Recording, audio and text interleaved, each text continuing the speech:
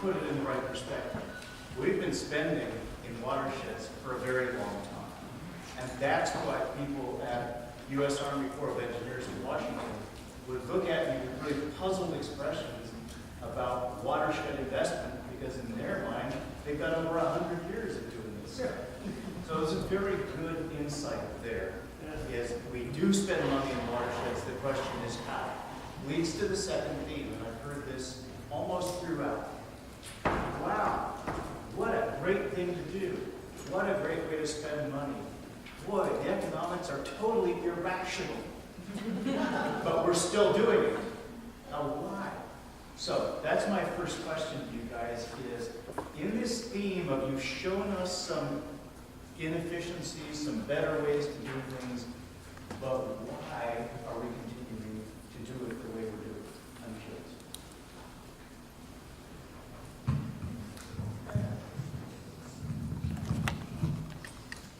Because no one gives us money to do monitoring and research. So noted.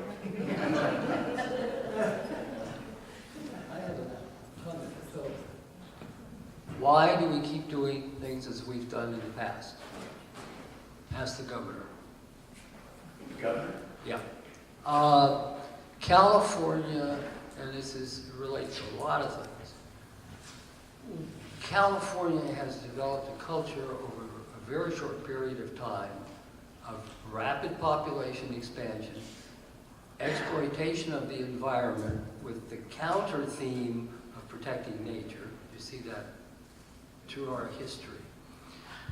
And there's a kind of a cultural momentum to the great value of Hoover Dam, of the water projects, these giant heroic engineering projects that have allowed millions of people to migrate here. Overcoming that cultural value system that in fact began in the 16th century with Francis Bacon and before is an exceedingly difficult process and a time-consuming cultural process that operates on a very different set of rationalities than hard-term economics and science. So Dave, I think you probably, go ahead, Mike. I was just passing it out. Dave, I'm sure you have a response to that. Well, one thing I think is, we measure what matters to us. That's something very important. And I loved, like Mike's presentation about how much we've already invested lots in watersheds, but we don't really track the full investments. Like the Army Corps may be in there with a project, and the state's got a couple projects, and the RCDs have projects, and yet we never look at that full investment portfolio, you might say, in a watershed. And so I think one step forward, kind of from where we are, is to be able to take the eel or another watershed and say, who are all the entities? How much money are they putting in there? How can we coordinate better? And maybe an institution like this on the North Coast is a good institution to say watershed by watershed, let's look at what's happening. And then you can get better co-financing, maybe, for work with the RCDs and other agencies on particular projects. But I think another thing that came up was, how do you have maybe a fund, maybe it would be all the RCDs together that could be borrowed from or used, because there are some real, there are some things that are really holding up progress there, or use of rural banks. Thanks. Just on that topic, sorry, I passed over it.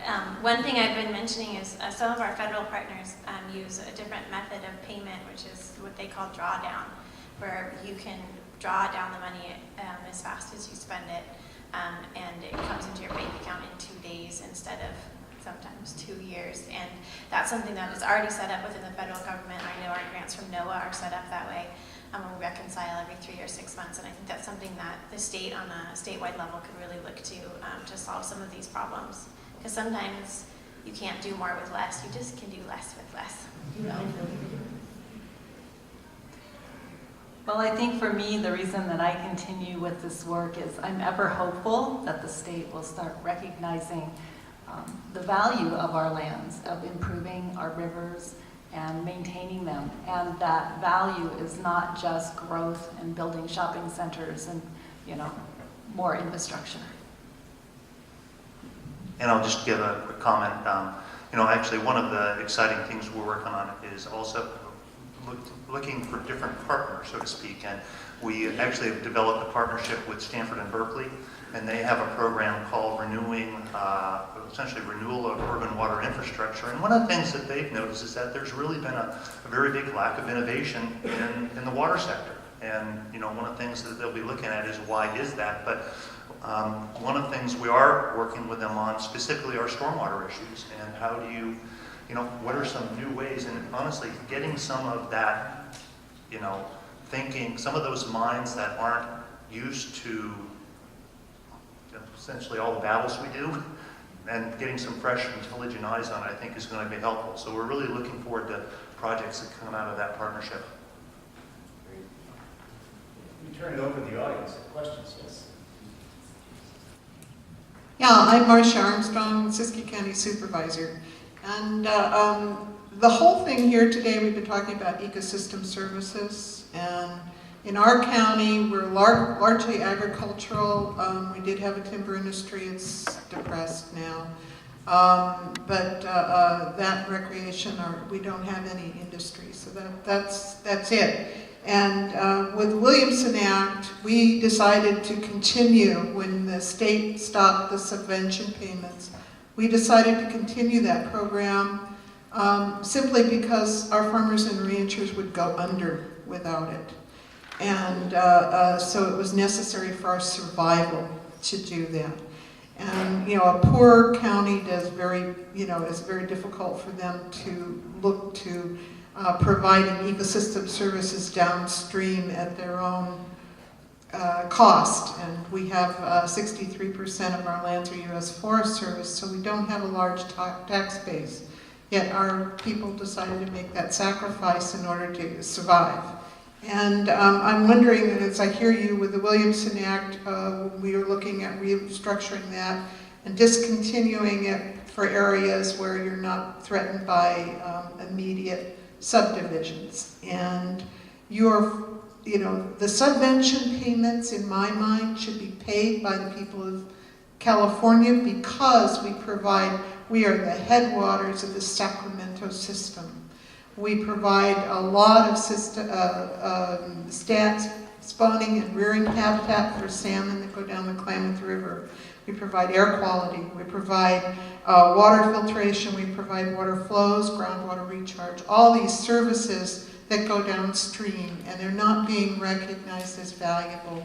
And this is ecosystem services. This is what we're here to talk about, and structuring things so that that comes back to our area in recognition in some way. And I think that the Williamson Act has more of a dimension than whether that's going to be converted over to a shopping center or a development. It may cease to be managed as a farm or ranch. I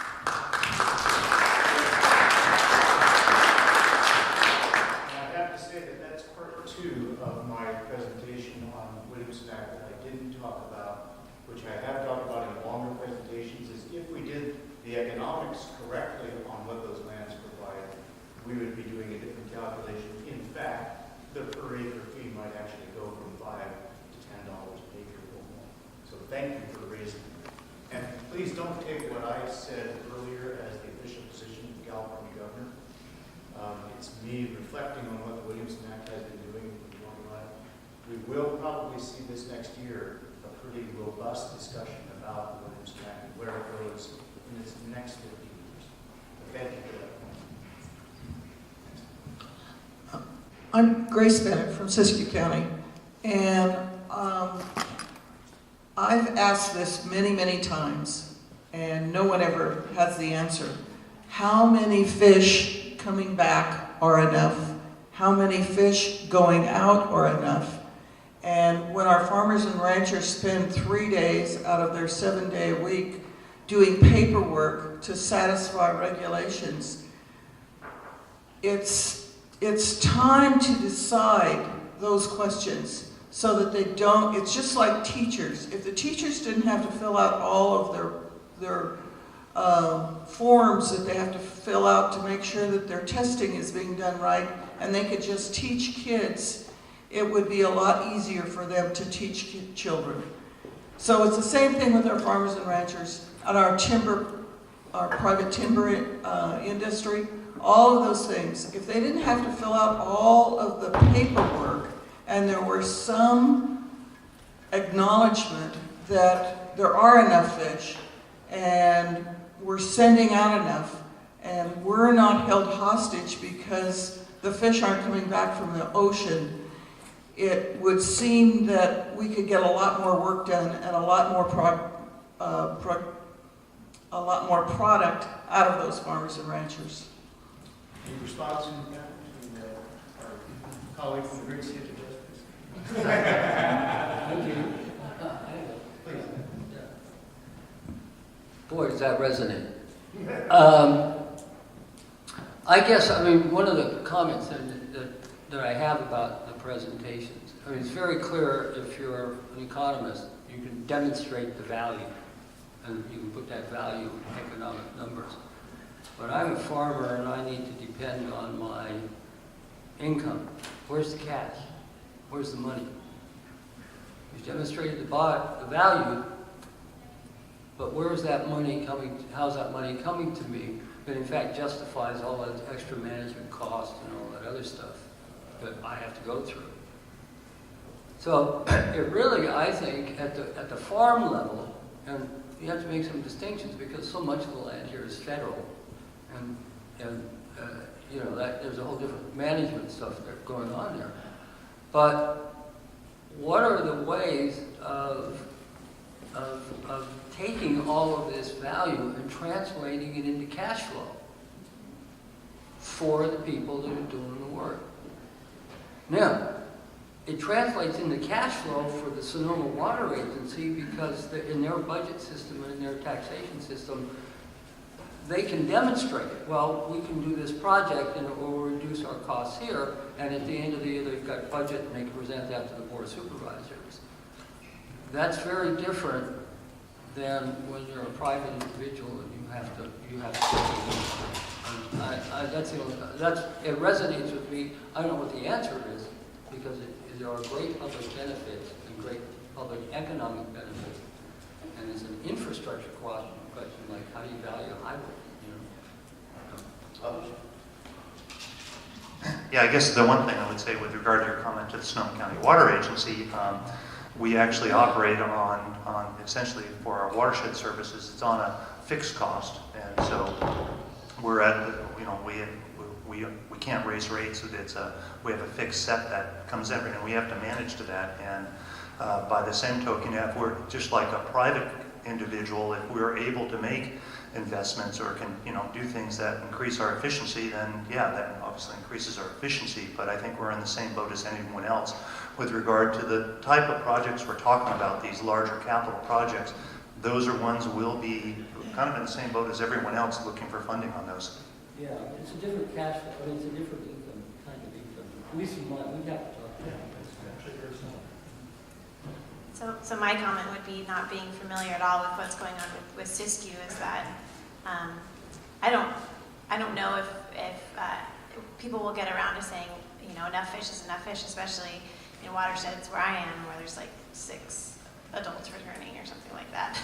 That's definitely not enough, but focusing on relieving the burden of accounting for that from the private landowners and putting that responsibility elsewhere, I think is really an important part to focus our efforts. And I think something that James Gore alluded to yesterday is really allowing some regulatory certainty and taking some of that burden off of the landowners so that they are not responsible for a public resource that just happens to be on their land. And I think we've talked a lot about partnerships and collaborations, and I think one of the most important partnerships that we need to develop is with the regulatory agencies to try to engage them in some common sense. It is really frustrating to try to have a conversation about regulation, and I want to think that most regulations came from a good place, but the enforcers are not always using common sense, and it can be very, very frustrating. So I agree with you, and I agree with you all. Another question? Comments? About one more. That's what I was just going to say. I think remember that the last word, at least in Ireland, the woman always has the last word in an argument because anything you say in text is the beginning of another argument. All right. Well, one of my favorite themes here, I actually got 2 questions, but I'll limit it to the simpler one. One of my favorite themes here is the cash flow and the late payments. And we've heard 2 comments here recently about it. Shasta RCD damn near tanked because of it. It was unusual circumstances when they shut down the bonds, but nevertheless, stuff happens. Albert, you alluded to using a bank. We've talked earlier, it had representatives from RCAC here. Is it still here? There you are. They do banking. Would you guys bank that sort of disaster that Shasta was almost headed to? I texted our loan officer to find out if we make revolving loans on that. Did you, amongst your list of banks, was RCAC there? The banks. What's RCAC? Rural Community Assistance Corporation. Oh, of course. Yeah. And interestingly, I had Mike. You're familiar with Exchange Bank. The manager at the Larkfield branch. I went to them for a cash flow loan for Graydon, and she said, "Yeah, well, our loan committee won't do that." But I got on the line and researched it, and she pointed me to RCAC. And here we all are working with you, and we aren't even utilizing your services. So anyway, I just wanted to, the question was, had you actually gone, Adrian, had you actually gone to RCAC? Were they on your list? Oh, yes, I will definitely check that out.